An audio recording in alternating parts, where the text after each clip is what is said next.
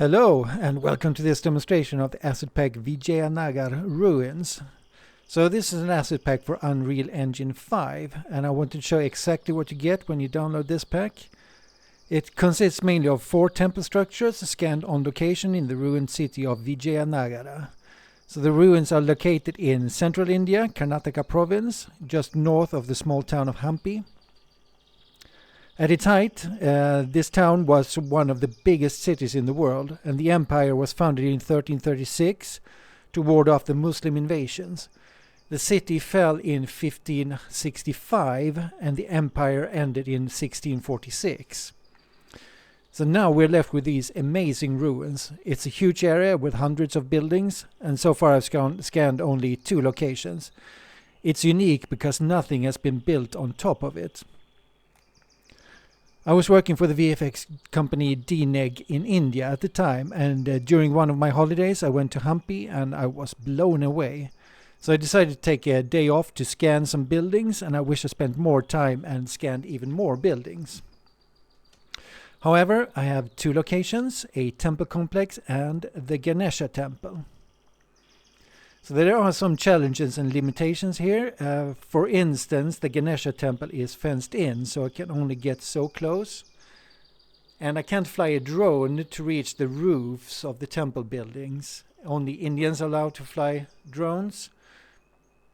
And the sun is super strong in India, so it makes texturing very, very hard.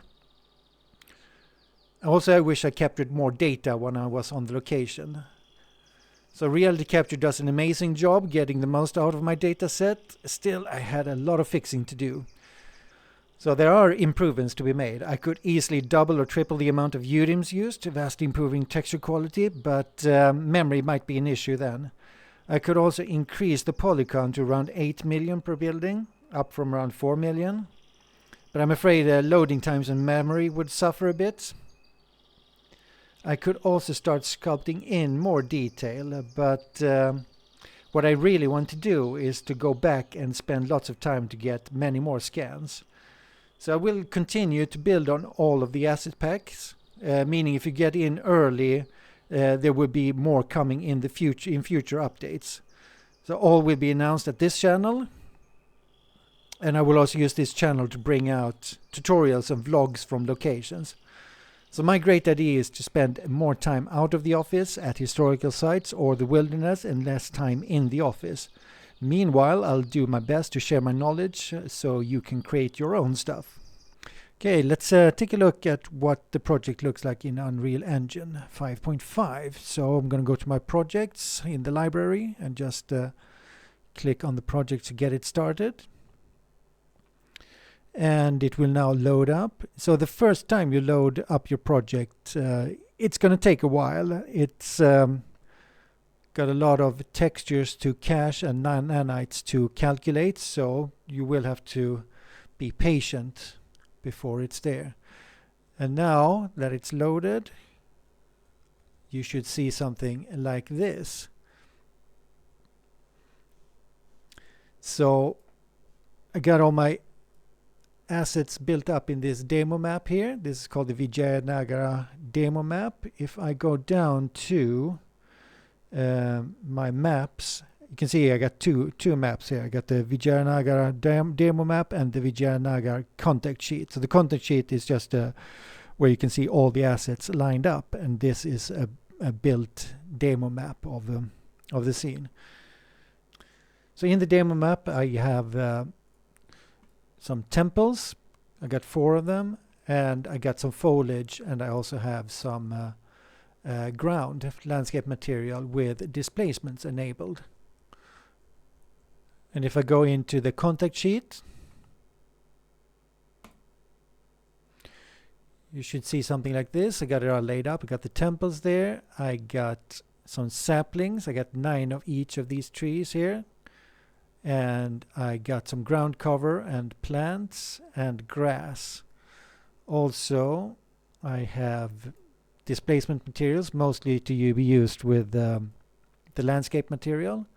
And I even have a few sounds and the trees, of course. I am using lumen, nanite and displacement to get this to work. So you can see here when you first start it up, if you got a lot of foliage, you can see it's kind of got a little bit of a boiling effect on it. So this is from the lumen when it's interacting with the foliage. You can see the big structures are fine, but the high detail frequency on the foliage makes it boil a bit. So there is a solution for that. And if you go up to your level blueprint, you can type in some commands. So here I got a command called R lumen screen probe gather temporal distance threshold 0.1. So you can set this to a lower number if you need to, or a higher number if you don't need to. So what this would do is as soon as you start your play your scene, this will kick into effect, and it will in effect remove the boiling from the scene. You can also just take this command here and put it into the console command, and we'll have an instant effect. The drawback with that is that you have to do that every time you start it up. So if you put it here, you can just play once and it would disappear, and then you can use that for the rest of your session. Another thing, while you're here, I got another console command here. It's streaming pool size set to 2000. Now you can make this even higher. This is megabytes for the texture size. The default setting is quite low, and you will soon get an error message. And if you increase your textures even more, it will start to break apart. It will remove the textures and will look awful. So the solution is to just increase the texture pool size. And I set it to 2000 for now, but set it as high as you need to. So we close down this, and then I hit play. Now these things comes into effect, and you can see that the boiling is as good as gone.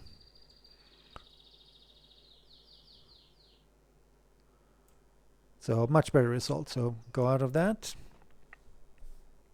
Let's take a look at the settings. So go into project settings, and in there you can first check the maps and modes, double check that it's starting up in Vijayanagar demo, then go down to rendering. It's down here. So, and now we've got to find a few settings here. We've got to have texture streaming, and importantly enable virtual texture support. To click that to on.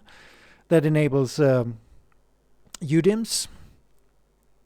If we go down even more, we need lumen activated, and we need use hardware ray tracing when available, and we need support hardware ray tracing. Further down, we're going to have to click on using nanites, and that's about it. But we're also going to check that we have ambient occlusion checked in. I provide an ambient occlusion map that you can use. I don't think it's always that necessary, but sometimes it could be a benefit. Now if you go down a little bit, you could also get the motion blur. You could tick that off if you think the motion blur when you're playing the game is a little bit too smeary, which I often think it is, and I prefer to not use motion blur actually. Could click that off, and it won't be used. You can do the same thing in post-production or post-processing node in the scene. Let's take a look at what we get in the asset. So if I go down to my temples here, let's check what's in a temple. You get materials, meshes, and textures. Under meshes, you have the geometry itself. Now this one uses UDIM like most of them, or like all the big temples. So this one's got 2 UDIMs, and that's why you need to enable virtual texturing. So if you check in materials, I provide a 4K and a 2K ready to set up. You could do this yourself as well, set up the 2K, because I also have the textures in 4K and 2K. No point in going lower than 2K for these big buildings, it would just be too blurry, but I do have 1K for other objects. So let's see the material, what it looks like. So you can see the little VT stands for virtual texturing. So that's enabled. And from the texture maps, Let's minimize this a little bit. Let's go to the 4K textures. So this one, albedo, goes there, and then you got this ORT map. It stands for occlusion, roughness, and translucent. So occlusion is a little bit of an occlusion map, baked in occlusion, and roughness is the most important one that controls the specularity, and translucent is for certain parts that require a little bit of subsurface scattering effect, like here I got some straws, some foliage on the mud there, and you got a normals map. You also got full controls over what you want to do, adjust the occlusion strength, subsurface scale and color, you can change all that, normal strength, specular strength, and albedo, tint, hue, saturation, etc., all that kind of stuff. If you go down, you can see the material that it's connected to. This one is connected to M Standard Master VT. So if I go here, got all my material, master materials down here. So that's the Standard Master virtual texture, and this one, Standard Master, is the one I use most of the time for when it's not virtual texturing required. I prefer to not use virtual texturing if it's not absolutely necessary. I sometimes think it can downsample a little bit too much and you lose a lot of detail. So I prefer to use normal as much as possible. Just a gray shader, 18% gray. Got a Foliage Master. This one goes into the leaves shaders and that kind of stuff. So there is another one here called Blades Master. So this one goes into grass. So this one's without an alpha map, without any opacity, and this one's got opacity. That's the only difference. So for blades, grass blades, I don't use any transparency, but for Foliage Master and leaves and that kind of thing, I have a cutout alpha map for that. And also got displacement material in there, and just some utilities here. So let's check how let's check a tree.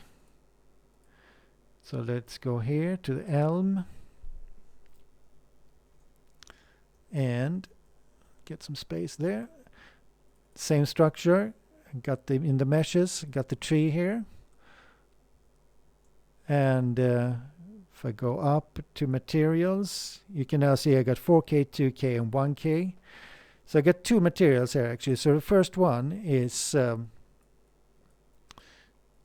material that's for the trunk of the tree. So this is the photogrammetry part of the tree, and then kind of tiles or blends into a tiled version that goes up the tree here, and that's this one. It's just a repeated tileable texture. So if I check in my meshes here, you should see I got three materials. I got one for leaves, one tileable, that's this part here, and then one here that's for the trunk.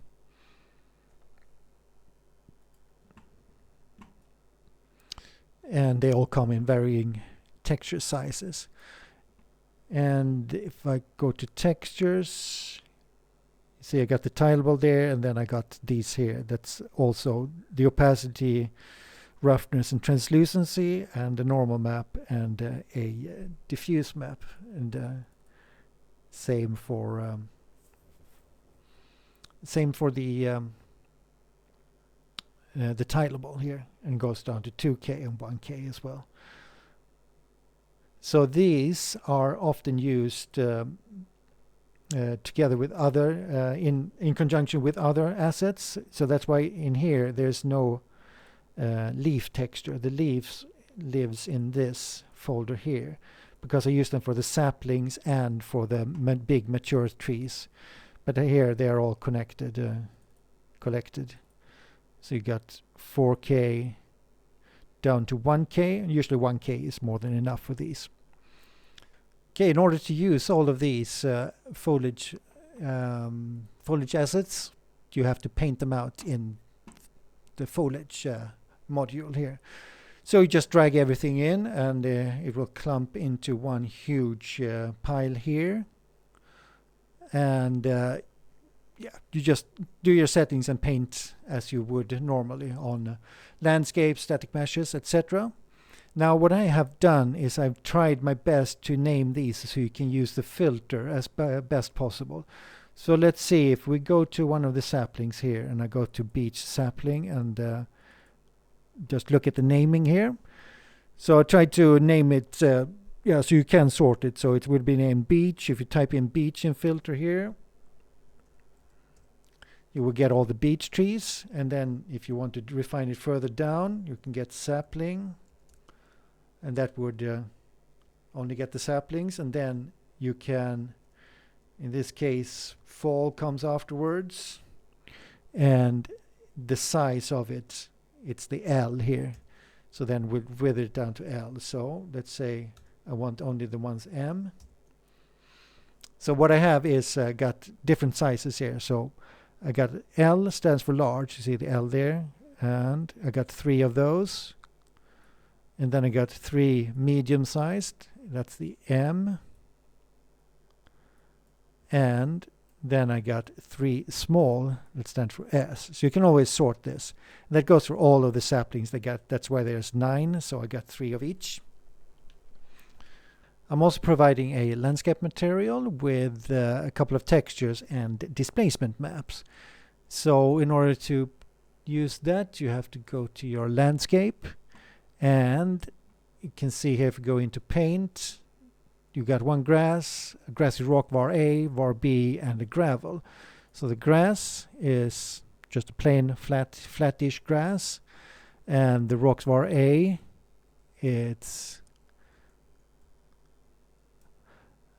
displaced rock texture, and I got var B just to vary it up a bit, and then I got gravel. Gravel.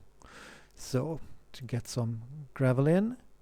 Now in order to use the displacement, you need to enable it in your default engine ini. And there you got to put these lines in. It's this: R nanite allow tessellation 1, R nanite tessellation equals 1. If it's not already enabled in your default engine ini, you should enable it there.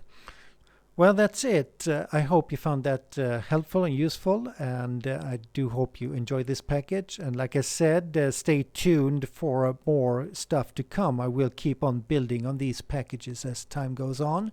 So thanks a lot for watching, and I will see you around next time.